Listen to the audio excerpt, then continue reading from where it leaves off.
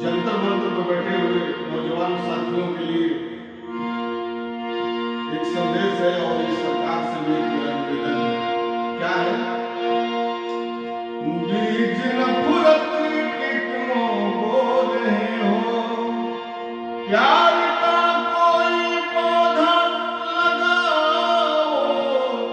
बीज नफरत के क्यों बो रहे हो, बीज नफरत के क्यों बो रहे हो, प्यार का कोई पौधा लगाओ।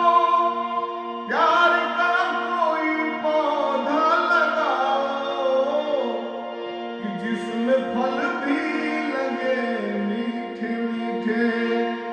तुम भी खाओ हमें भी खिलाओ, जिसमें फल भी लगे मीठे मीठे।